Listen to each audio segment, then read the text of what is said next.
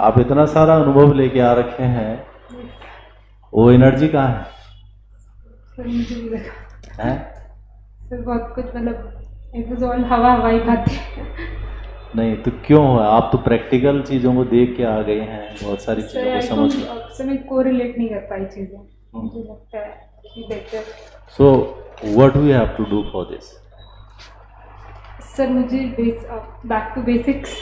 Do you think that you have to again go through with the basic things, or you have to analyze the things, observe them, relate them, establish relationship between them, and to find out a new kind of theory according to your own thoughts, according to your own integrity, according to your own vision? What do you think? Correlation. So your identity always will recognize your own kind of approaches. वो दिखनी चाहिए, और चूंकि आपके पास वो अनुभव है, आप MNC में काम करके आ रहे हैं, और उसके बाद फिर आपने दूसरा एरिया भी देख लिया, तो शायद वो, तो मुझे लगता है कि एनर्जी लेवल थोड़ा एक अच्छा होना चाहिए। जी सर। दूसरा जो है, आप पूरे इंटरव्यू के दौरान मतलब जैसे लेवल ऑफ कंफर्ट क्यों नहीं था, या था? सर नहीं। एक्सप्रेस हमें जो, हाँ sir, I was very stiff. या तो ऐसा क्यों था? सर कॉन्शियस हो जाती हूँ। परंतु एडमिनिस्ट्रेटर तो बहुत ही जो है वैसा। सर ज़्यादा इनफॉर्मल तो नहीं होती मुझे। सर बेसिकली मैं डिफरेंशिएट नहीं कर पा रही फॉर्मल, मतलब ज़्यादा इनफॉर्मल ना हो जाऊँ अगर। नहीं वो तो था ही नहीं, बट इजीनेस तो होनी चाहिए। आप स्माइल कोई बहुत ज़्यादा नहीं था, कॉन्फिडेंस हमारा रहता है। आई कांटेक्ट भी जो है कोई बहुत सिमिलर नहीं था आपका सभी लोगों के पैनल के साथ में, जो रहना चाहिए। एक कोऑर्डिनेशन होता है, सबके साथ रहना चाहिए। एक कोऑर्डिनेशन तो रहना चाहिए। आपके सामने अगर 4-5 लोग बैठे हैं, घर में बैठे होते हैं, कहीं पर भी बैठे हो, सर जो आंसर पूछे उनके अलावा और को भी देखना है। नहीं अब उनके साथ तो आपका कम्युनिकेशन हो रहा है, और बाकी लोग भी तो आप ही को सुन रहे हैं। तो आप पर्सनल क्या सोचते हैं इसके बारे में? सर बीच में तो क्या था, लेकिन शायद इम्प्रूव कर सकती हो। Relationship should remain there, establishment रहना चाहिए। जैसे हम कहते हैं ना, ओवरव्यू एक हल्का सा, तो वो चाहिए। बाकी देखिए जो क्वेश्चंस थे ना, जो आपने मुझे पहला जवाब दिया था कि when I was working in Wipro, और मैं विजिट करती हूँ जो है अपनी सिस्टर के, और फिर मुझे वहाँ से इंस्पिरेशन मिलती है, वो चीज़ें ठीक है। वो और प्रैक्टिकल एंड रियलिस्टिक चीज़ें और आनी चाहिए थी वहाँ पे। और जैसे हम क्या देख रहे हैं कि हम जब ये मान के आ रहे हैं कि अगर मैं जो है इस पद पे आता हूँ तो मैं रेवोल्यूशन ले आऊँगा, या फिर मैं सब कुछ कर डालूंगा। ऐसा क्यों लग रहा है आप लोगों को? आप जिस पद पे आएंगे उसी के काम को तो करेंगे। सारे काम कैसे कोऑर्डिनेशन कर सकते हैं? कोऑर्डिनेशन, या तो आपको जो है SDM है, और आप जो है कहाँ सुधारना चाहते हैं, हेल्थ एरिया को बेहतर करना चाहते हैं अपने क्षेत्र में, तो आपको कोऑर्डिनेशन बताना पड़ेगा। आप जो वहां पर भी पूरी एक हायरार्की है, किसके अंदर? हेल्थ डिपार्टमेंट में। आप एजुकेशन में बेहतरी करना चाहते हैं तो वहां पर भी एक पूरी हायरार्की है, वहां भी अधिकारी होते हैं। सर तो जैसे मैं इसी आंसर को बेटर करना चाहूँ, तो आप ये बोलेंगे ना कि मैं अपने क्षेत्र में देखूंगी कि हमारे क्षेत्र में कितने जो है हॉस्पिटल्स हैं, कितने स्कूल्स हैं, उनके जो अधिकारी हैं, उनके जो कर्मचारी हैं, उनके साथ में वर्कआउट करके, प्लानिंग करके, एक बेहतर कोऑर्डिनेशन के साथ में डिसीजन लेकर के हम एक परफेक्ट काम कर सकते हैं। सर जो मैंने आंसर दिया था, जैसे हब एंड स्पोक मॉडल में हम इधर जैसे 108 होती है, उसी में डॉक्टर्स को इधर उधर ले जाएं, तो मैं ये बोलूँगी कि हेल्थ जो स्टाफ है उनसे कोऑर्डिनेट करके CMS से पूछूंगी क्या ये प्लान होता है। तो वो सारी चीज़ें होनी चाहिए ना। हमारा जो वर्क प्रोफाइल है वो एक स्पेसिफिक है, तो हम दूसरे डिपार्टमेंट में कैसे इंटरफेयर करेंगे सीधा? अब बट अगर हम इंटरफेयर नहीं, काम तो सब पब्लिक के लिए कर रहे हैं ना, तो फिर कोऑर्डिनेशन दिखाना पड़ेगा। वो कोऑर्डिनेशन ही तो रिक्वायर्ड होता है एडमिनिस्ट्रेशन के अंदर। वही तो मैंने कहना है, खुद थोड़ा नहीं करता है अधिकारी काम, करवाता है। करवाने में वो कोऑर्डिनेशन चाहिए। अच्छा, उसके अलावा जो टेक्नोलॉजी, सर तो जो भी ऐसे आंसर्स होंगे तो इम्प्लीमेंटेशन एंड कोऑर्डिनेशन बेस्ड है। बिल्कुल होना चाहिए। फंक्शनिंग तभी तो दिखेगी आपकी कि आप कैसे बेहतर करेंगे। अकेले तो करने वाले नहीं हैं आप, और कोई कर भी नहीं सकता। ये तो जो है सबके साथ मिलकर की कोऑर्डिनेशन के साथ में काम को होना है, और दिख कहाँ रहा है, तो वो चीज़ आप दिखाएंगे। टेक्नोलॉजी का यूज है और हमें एडमिनिस्ट्रेशन में दिखाना है, तो जब हम इन चीज़ों का जवाब दे रहे हैं तो हम उत्तराखंड स्पेसिफिक अगर चीज़ें जोड़ेंगे उसके साथ में, तो वो ऑथेंटिक जवाब बनेंगे हमारे। हम रियलिस्टिक सिचुएशन को देखेंगे कि प्रॉब्लम है कहाँ। प्रॉब्लम तो जनरल सभी हैं, बट हम जो है उसको फोकस करके क्या बोल रहे हैं। अच्छा, ये जो आपका जवाब था ना फ्रीबीज पे, मुफ्त योजनाओं पे, वो चीज़ें आप जो है उसको बहुत ज़्यादा कोड तो कह ही रहे हो उसे, बट अभी भी उसको हम जो है एग्जैक्टली कैटेगराइज करना बहुत आसान भी नहीं है उस कामों को। कुछ चीज़ें तो है जहाँ पर जो है सीधा गलत है कि जो है हमने सबको बिजली फ्री कर दी, हमने सबको पानी फ्री कर दिया, परंतु आप उसको और एलेबोरेट कर सकते हैं कि हम पहले जो है फिल्टर आउट करें कि जो है एक्चुअली में नीड किसकी है, ज़रूरत किसकी है, और फिर हम उन योजनाओं को, कोर्ट भी यही कह रहा है, सुप्रीम कोर्ट ने परसों फिर से इस पे जो है विषय आ रखा है कि जो है आप उनको दीजिए जिनकी नीड है। आप उसको भी दे रहे हैं जो इनकम टैक्स पे कर रहा है, आप उसको भी दे रहे हैं जो बहुत घर में 5 AC लगे हुए हैं और उसको भी आपने बिजली फ्री कर दिया। इवन जो है वो कैश ट्रांसफर जो हो रहा है, डायरेक्ट जो बेनिफिट्स वाले स्कीम्स हैं उनको भी उन सब पे कह रहा है न्यायालय। परंतु अगर सरकारें कुछ कर नहीं रही हैं इस पे, तो उसके पीछे कई सारे और रीजन भी होंगे। हम सब हर एक बार, वेलफेयर स्टेट है इंडिया 1947 के बाद, डेफिनेटली काम करना है लोगों के लिए, ज़रूरतें हैं, परंतु फिल्टर आउट होना जरूरी है सुप्रीम। अब उसमें आप अपनी बात को जस्टिफाई करने के लिए बार बार जो चीज़ें हैं, जैसे अभी जो रिटायर्ड चीफ जस्टिस थे भारत के, उन्होंने भी कहा था कि SC के अंदर जो रिजर्वेशन दिया जाता है उसको उनको दिया जाए जो एक्चुअल नीड वाले हैं, जिन्होंने उसका बेनिफिट ले लिया है या बड़े अधिकारी बन गए हैं, वो उस कैटेगरी से बाहर हो जाने चाहिए। तो आपकी बात जस्टिफाई हो गई है।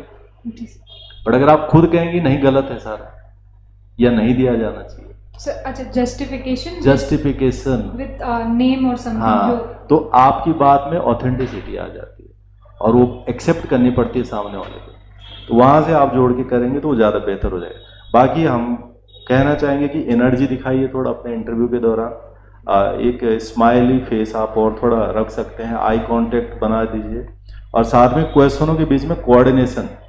जैसे कोऑर्डिनेशन का मतलब ये हुआ कि हम जो कह रहे हैं वो रियलिस्टिक में कितना सही है, हाइपोथेटिकल से बचना चाहिए कि ये हो जाएगा, ऐसा हो जाना चाहिए, वो हो जाना चाहिए, वो हो जाएगा, तो चीज़ें आएंगी तो शायद आज ज़्यादा बेहतर बनेगा। ठीक है, बेस्ट ऑफ लक।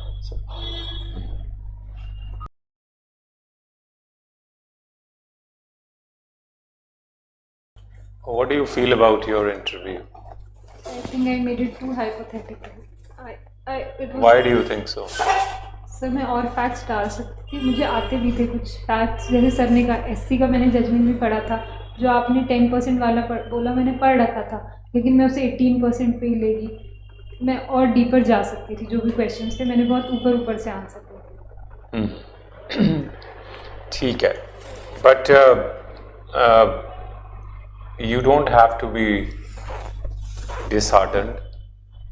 आपके पास एक बहुत बड़ा प्लस पॉइंट है, you are very well educated, आपके पास वर्क एक्सपीरियंस भी है, और you are not fresh from the college, तो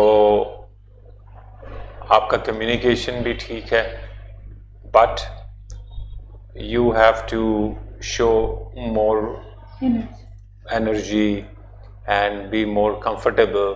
तो आपको घबराना नहीं है। सो जो इंटरव्यू बोर्ड है ना, they are just trying to understand you in half an hour, your ideas, you know, your analytical mind. तो facts is one part, but what is more important as an administrator is that how are you going to analyse certain things and give your solutions, right. So जैसे tariff वाले सवाल में ही जो है, there was a lot of scope, you know, to say how would you analyze it as a person, as an educated person? You know, it is a very current topic, और इसमें बहुत गुंजाइश थी आपको अपना वो दिखाने के लिए कि एनालिटिकल माइंड है आपका, तो that will very help you, क्योंकि जो रियल इंटरव्यू होता है ना उसमें इतने सारे सवाल नहीं पूछे जाते। और दूसरा यह है कि जब आपसे कोई सवाल पूछ रहा है, if you are not clear, you should ask them कि यू शुड क्लैरिफाई, राइट? तो आपको बिल्कुल you have a right to ask them कि sir do you mean this, और can you clarify what is exactly. Otherwise क्या होगा, आप गलत गलत गलत बोलते जाओगे और उसका कोई इम्पैक्ट नहीं पड़ेगा। So you have to, if you are not sure, you can clarify. If you don't know the answer, say sorry, I don't know. तो वहाँ पे the board will definitely try to help you. I remember my IAS interview. उन्होंने एक सवाल पूछा, मुझे जवाब नहीं आता था, फिर मैंने क्लैरिफाई किया, मतलब उन्होंने कम से कम 5 मिनट या 7 मिनट लगाए और मेरा राइट आंसर निकाल लिया। I am giving you my own example, I am not saying कि they are trying to find out, तो मुझे आता नहीं था जब सवाल पूछा, but the end result was कि I gave a right answer with the help of the interview board. So they are not there to eat you up, तो आपको जो है बिल्कुल आराम से आना है, बी योरसेल्फ, एंड आपका जो है फेशियल एक्सप्रेशन जो है ना, it is like a statue when you are doing an interview. But अभी आप आए हो ना फीडबैक सेशन में, you are different, that is your original self. I even saw you making some hand movements, अभी आप इनसे बात कर रही थी, you are moving your hand, it was looking much good, better, right? So be yourself. आपको किसी ने कहा नहीं है कि हाथ यूं ही बांध के रखने, अगर किसी ने कहा है वो गलत कहा है। At least I don't subscribe to that. Be yourself. If you are fond of moving your hands, overdo नहीं करना है, but अभी आपका परफॉर्मेंस काफी अच्छा है as compared to interview. So you don't have to give a very stony kind of a face, right? And lastly, I think one question that you have to be really prepared is about what we both asked about how are you going to use your knowledge of technology in your administrative work. So that is, I think, something that you have to think about. Be ready with an answer, with some examples, right? Yes. हाँ, so ये सवाल तो एक obvious आपको आएगा, इससे मिलता जुलता जो मेरा अपना अनुभव है। That's all. आपको कुछ पूछना है मेरे से पूछिए। सर जैसे आपने वो टेरिफ वाला क्वेश्चन पूछा, जी हाँ सर, उसके आंसर कैसे एनालिटिकल बना सकती थी मैं? उसको आप बताइए कि जो पहले जो था, जो भी 50% था, फिर 18 हो गया था ये इसके बाद, और इससे ही बहुत फायदा हुआ है हमको, because ultimately we are trying to balance the geopolitics, right? So India is doing in the interest of its own self interest, whatever you may call it, and it may have some negative impacts for a short term, but over a long period things might change. And you see, you can tell them that now because Trump is not going to last forever, right? This is his second term and probably the last term, Yes. right? Unless he is removed before that. So you can say that India is playing very, very smart, लोग कुछ भी बोलें, they are seeing their own interest, they are being neutral, they are not reacting. You must have seen the prime minister or foreign minister not reacting at all. They're balancing their all the Yeah, they know कि धीरे धीरे अपने आप सब ठीक हो जाएगा, इसीलिए geopolitics is a very, very balancing diplomatic thing also. There are a lot of factors to be seen, not only economic factor. So in the long run, whatever foreign policy we are doing is good for the country. And now by its own it has become 10%, which is even better for us, right? Dimensions खोल के yeah, थोड़ा सा उसको ना broader way में, अभी मैं तो आपको बड़ा वैसे ही बोल रहा हूँ क्योंकि मैंने कोई इसमें तैयारी तो की नहीं है। तो you are going to face an interview, and relation करके बेसिकली। यस, आप अपना थोड़ा सा ऐड कीजिए उसमें एनालिसिस, ठीक है? दैट्स अच्छा, ऑल द बेस्ट। थैंक्स। मैंने कुछ क्वेश्चन आपसे पूछे थे, जैसे इंजीनियरिंग डे वगैरह है ना, तो थोड़ा सा इसको देख लीजिए, है ना। और जैसे वाइब्रेंट विलेज प्रोग्राम है ना, उसका फर्स्ट वर्जन आया, सेकंड आया, क्या डिफरेंस है ना। और क्योंकि उत्तराखंड एक सीमावर्ती राज्य है तो पूछा जा सकता है। थोड़ा ये इकोनॉमी वाले अभी, क्योंकि बजट में जो है ऑरेंज इकोनॉमी की बात हुई है। ऑरेंज इकोनॉमी पूछी थी नहीं, मैंने ब्लैक इकोनॉमी पूछा था, लेकिन है ना, पूछा कहीं से भी जाए तो ब्लैक इकोनॉमी क्या है, पिंक क्या है, तो ये कुछ टर्म है, आप इसमें देख लीजिएगा।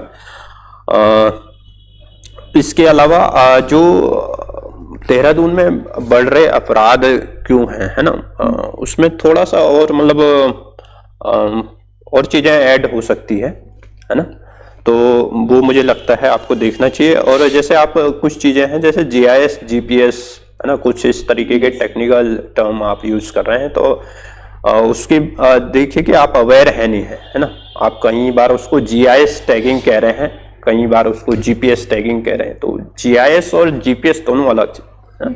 GIS एक सॉफ्टवेयर है और GPS क्या है, GPS एक लोकेशन बेस्ड वो होता है, जियो टैगिंग जिसे हम जनरली बोलते हैं, ठीक है। तो वो आप देखिए कि आप अवेयर हैं तभी मतलब उसको हाँ। बाकी विप्रो से आपसे क्वेश्चन, क्योंकि आपने जॉब किया है तो पूछे जा सकते हैं आपसे, है ना। अपने जैसे उसके संस्थापक हैं, उनका क्या कंट्रीब्यूशन है ना, अजीज प्रेम जी का, उनके बहुत सारे फाउंडेशन चलते हैं, तो वो बहुत सारे क्वेश्चन पूछे जा सकते हैं। इसके अलावा ओवरऑल आपका ठीक है।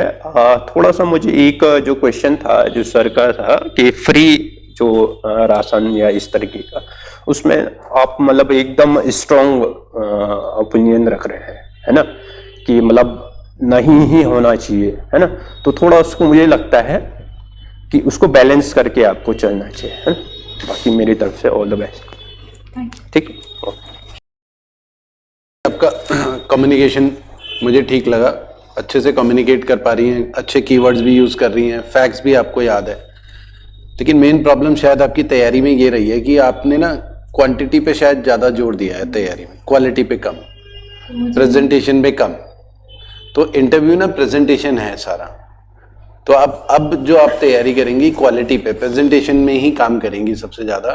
क्वांटिटी अगर कोई क्वेश्चन नहीं भी बता पाई कोई प्रॉब्लम नहीं है। अभी भी आप जब बात करी थी, मैं ये वाला फैक्ट्स भी बता सकती थी। फैक्ट्स के बेसिस पे इंटरव्यू अच्छे नहीं होते हैं। आप प्रेजेंट किस तरीके से कर रही हैं कम फैक्ट्स को, वो इम्पोर्टेंट है।